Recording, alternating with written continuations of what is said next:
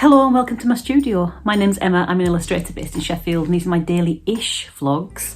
Well, today I'm going to work lightly, rework I should say, one page of my World Illustration Awards entry, just to see if I can get the line work a little bit more refined.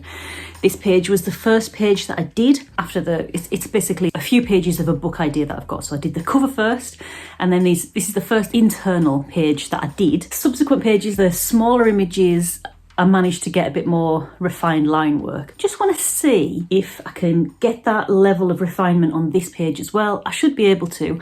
My only problem is I don't want to overwork the piece because, I don't know, tidying the life out of things is, it's a line that we tread when we overwork something. And I like the roughness, I like, not necessarily rough, but I like the looseness of the line that I've got. So I'm going to try and treat it lightly, treat it with kindness. I'm going to set a timer for 40 minutes and I'm just going to go in on a new layer on my iPad. I work on Procreate if you're interested. I'm just going to go and open a new layer and work on it on a new layer. So even if it doesn't work out, I've still got the old line work to use. So nothing's lost really. So let's get going, make some space on my desk and see how this goes. And you can see I'm still in my pajamas. This is an early morning play. It's how I like to work sometimes, still in my pajamas, still in that kind of, it's not feeling so important. If the end result doesn't feel so important when I'm, in my pajamas, still feeling cozy. So it takes the pressure off a little bit. But with that being said, let's get going.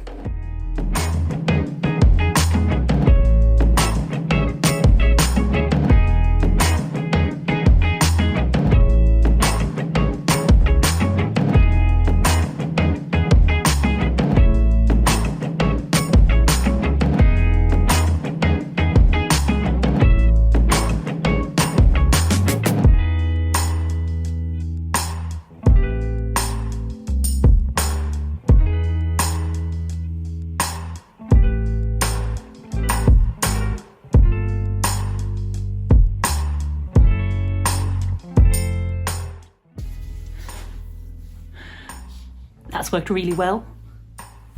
So I'm probably going to keep that layer. I might just fire off both options to my sister and maybe ask Andy as well, just to get some outside opinions on what actually looks best. But I'm really liking how it looks. I'm gonna put it on my computer with the other pages next to it, just to make sure it all kind of fits in with the other line work that I've done. But yeah, it's been a productive half an hour. Nice.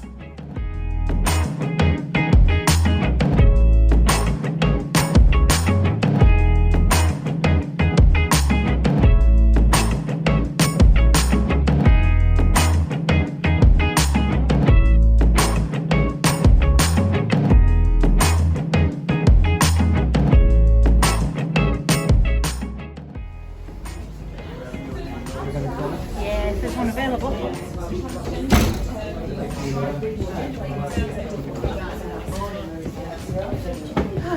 Let's try and fill up some of these pages on my sketchbook.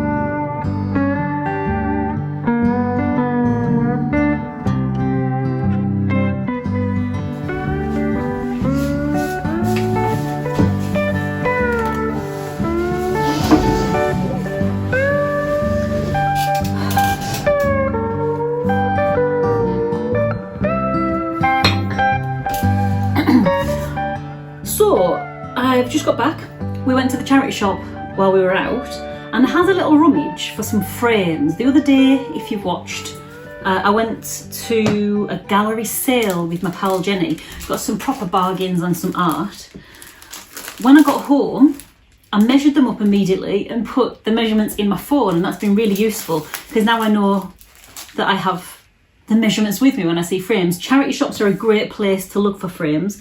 So I've had a look for some, like solid wood ones. These ones were £2.50. Now these have got art in them and they are signed by the guy. I mean, I might have a quick Google to see if they're worth anything, but unfortunately, they've obviously been in a sunny place and these prints have faded. I'm sure you'll see when I open them up. They've faded quite a bit, but these guys fit. These. Now, it's tricky when you're buying frames without the art with you because you don't know if the art is gonna suit the frame. And I was thinking when I looked at these that maybe a black frame would be good, but in fact that's a black frame. I've only got one of them. Does not even fit. Yeah, that looks nice, but I think the black stands out more when it's in a mount. I do have some more mount, so what I might do is get that mount out, the one that's been signed by the artist, keep that with the prints that are inside, which I think are just like copies of art. I don't think they're the originals, but keep them with it because they're obviously a bit sun faded as well, and get some new mount in there. And if I decide that they would look nice with a black mount, I can always spray paint this or paint it with stain it with a wood stain. I don't think I need to yet. I even quite like that they're a bit bashed. They're a bit kind of not perfect because it kind of matches the lino print kind of look because they've got these lines behind them. So I thought I'd clean these up at least, even if I don't manage to get the mount cut. I don't even know where the mount is here, but oh, I also bought a mount. There was one in the charity shop, so I could use one of those. I could use that one. So, oh, it is a bit bashed, but that should fit in there. Is it the right dimensions? It's a bit thinner, so I won't use that one. I won't use that. But £1, I couldn't turn down the full mount. So yeah, let's clean these up at least. Get this open and see what they look like.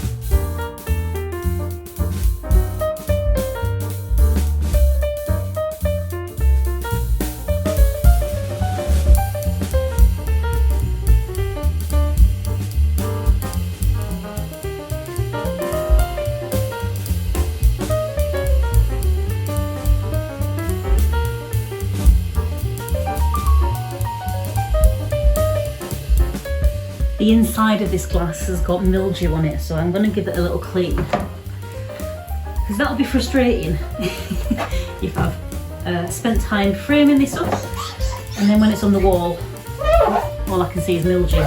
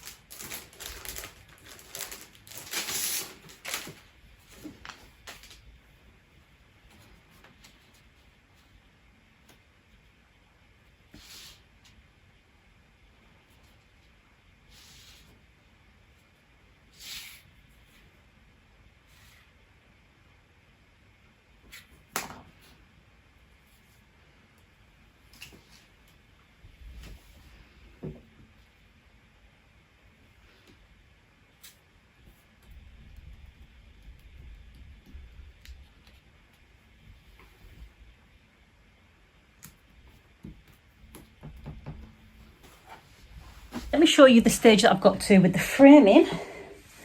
I'm quite pleased with them actually. So I did have my own mount board, which I bought ages ago, and I bought it in these big sheets. And I think I got from the same company this big long metal ruler, which has a clip on it, which attaches, and it cuts it at a 45-degree angle. I don't know if you can see that blade. So it cuts the mount at a 45-degree angle. So I managed to find the right measurements. I've cut the same size for each.